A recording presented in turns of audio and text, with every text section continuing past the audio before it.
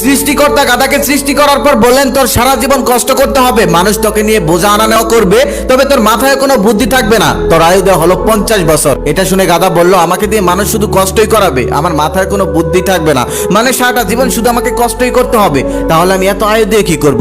আমাকে বরং 20 বছর করে দিন। তারপর সৃষ্টিকর্তা রাজি হলো, তার 30 বছর কমিয়ে 20 বছর করে দিল।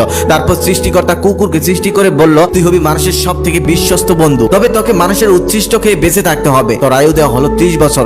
কুকুর এটা শুনে বলে, আমার এত আয়ুর দরকার নেই, আমাকে বরং এটা কমিয়ে 15 বছর করে দিন। তারপর সৃষ্টিকর্তা তাকে 15 বছর কমিয়ে 15 বছর করে দিল। তারপর সৃষ্টিকর্তা বানরকে সৃষ্টি করে বলল, তুই শুধু গাছে গাছে লাফাবি, তোর আর কোনো কাজ নেই, মানুষকে বিনোদন দিবি, এটাই তোর কাজ। তোর আয়ু দেওয়া হলো 20 বছর। বানর তখন বলে, আমি শুধু মানুষকে বিনোদনই দিব, মানুষ আমাকে কিছুই দেবে না, আমি এত বছর বেঁচে কি করব?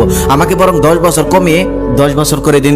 সৃষ্টিকর্তা রাজি হলো, তাকে 10 বছর কমিয়ে 10 বছর করে দেওয়া হলো। সৃষ্টিকর্তা তারপর মানুষকে সৃষ্টি করে বলল, তুমি হলে সৃষ্টির শ্রেষ্ঠ জীব, তোমার মধ্যে সবকিছু থাকবে, জ্ঞান, বুদ্ধি, তুমি হবে বিচক্ষণ, তুমি হবে সবার থেকে সেরা, তোমার আয়ু দেওয়া হলো 20 বছর। এটা শুনে সে খুশিতে নাচতে লাগলো, খুশিতে আত্মহারা হয়ে গেল। পরক্ষণে সে ভেবে দেখলো তার আয়ু দেওয়া হয়েছে মাত্র 20 বছর। সৃষ্টিকর্তার কাছে বলল, আমাকে সব দিকে সবার থেকে বেশি দিলেন, কিন্তু আয়ুটা একটু কম হয়ে গেল না, আমাকে যদি আরেকটু আয়ু দিতেন তাহলে ভালো হতো।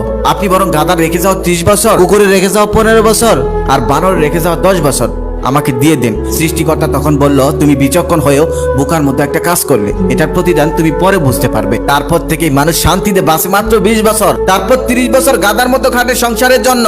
তারপর 15 বছর সন্তানের এগোরে ওগরে তাদের দেওয়া উচ্ছিষ্ট খেয়ে বেঁচে থাকতে হয়। আর বাকি 10 বছর সেই বানরের মতো একটা লাঠি হাতে নিয়ে নাতি নাতনিদের আনন্দ দিয়েই কাটিয়ে দিতে হয়।